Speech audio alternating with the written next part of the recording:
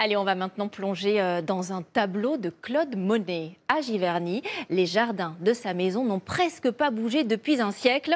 Ils viennent de rouvrir pour la belle saison, entretenus par des jardiniers qui les font ressembler aux peintures de l'artiste, telles qu'il les avait imaginées à l'époque. Guillaume Torel et Antoine Santos nous entraînent sur ce site. C'est le deuxième le plus visité en Normandie après le Mont-Saint-Michel. Dès l'ouverture, ils sont des centaines à arpenter les jardins avec une idée en tête, découvrir cette œuvre imaginée par Claude Monet. Avec ces fleurs de printemps, là, c'est magnifique. Hein. L'eau, le soleil, toutes les fleurs, ouais, c'est vraiment l'atmosphère des impressionnistes. On retrouve effectivement ce qu'on découvrait dans les tableaux. Presque un siècle après la mort du peintre, ces jardins n'ont quasiment pas changé. Quelques jours plus tôt, nous avions pu suivre les derniers préparatifs, rythmés par une mélodie un peu particulière.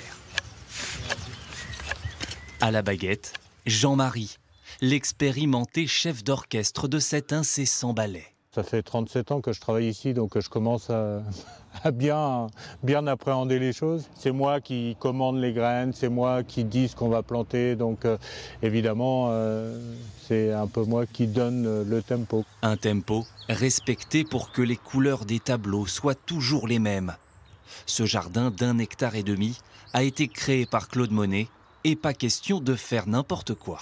Il arrive par moment, par rapport à une photo ou par rapport à un tableau, de dire « Ah tiens, si on pouvait essayer de trouver telle variété ou telle variété ». Ça a été fait pour que ça reste dans le même esprit, que les gens soient toujours dans le tableau de Monet en fait. En immersion dans l'univers du peintre. Jean-Marie est un peu le conservateur de l'esprit de Monet et des espèces du jardin. Donc ici, c'est le jardin d'eau qui a été beaucoup peint. Là, c'est le pont japonais avec la glycine. Ça, c'est très emblématique de Claude Monet. C'est à l'abri des regards, à seulement quelques mètres de là, que des serres ont été développées. Une palette de couleurs à portée de main pour les jardiniers. Les jardiniers viennent les chercher pour faire leur massif. Alors, suivant les couleurs, suivant la taille, suivant... Voilà, comme ça, il faut qu'ils aient du choix. Et c'est là-bas, c'est la palette, un peu comme le peintre, pour faire la toile du jardin, quoi.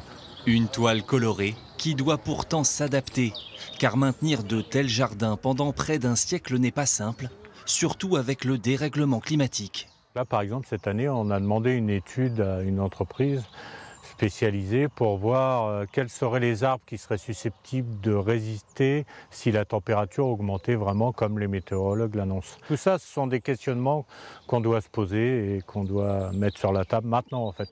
Jean-Marie n'est pas un soliste. 12 jardiniers travaillent ici toute l'année pour éviter la fausse note.